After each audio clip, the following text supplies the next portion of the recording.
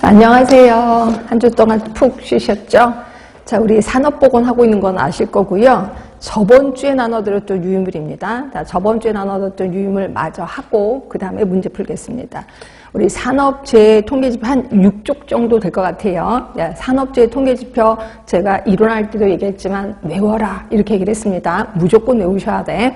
그래서 이제 동그라미 1번에 보시면 요거는 도수율을 얘기하는 거죠. 그래서 제가 어떻게 얘기를 했어요? 도시재건 이렇게 외우라 그랬습니다. 도시재건.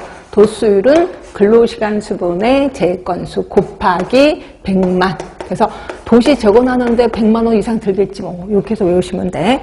그 다음에 두 번째는 이제 이게 이제 도수율은 재해 발생 상황을 파악하기 위한 표준지표. 이렇게 얘기를 했고, 두 번째는 재해에 의한 손상의 정도. 이게 이제 강도율을 얘기하는 거고요.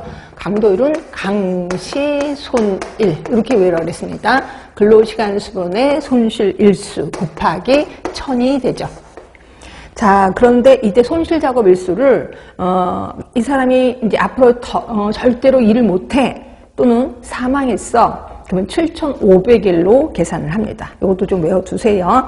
그 다음에 세 번째는 산업재해 발생 상황을 총괄적으로 파악하지만 작업시간이 고려되지 않는 것이 결점이 돼. 예, 건수율입니다. 그래서 건수율은 건평재건 이렇게 외워두시면 돼요.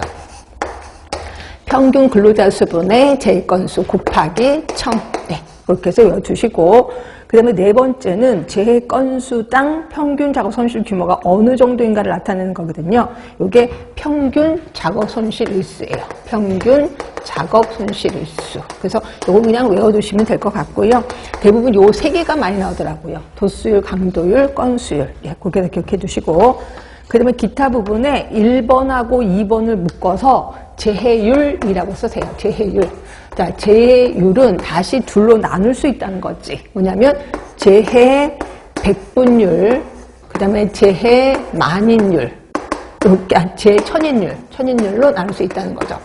백분율은 곱하기 100을 하는 거예요. 결국 근로자 수 분의 재해자 수 곱하기 100을 한 거죠. 그리고 천인율은 근로자 수 분의 재해자 수 곱하기 1000을 한 거예요. 그래서 천인율입니다. 그래서 재율은 두 개구나. 자, 반면에 3번, 4번을 묶어주세요. 그거는 사망률이에요. 사망률.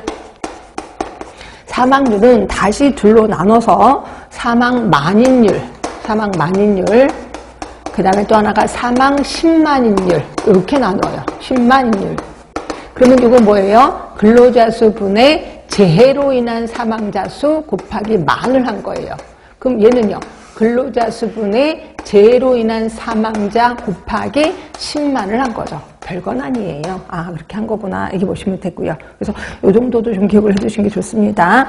자, 그럼 밑에 바로 문제가 있을 거예요. 자, 1번.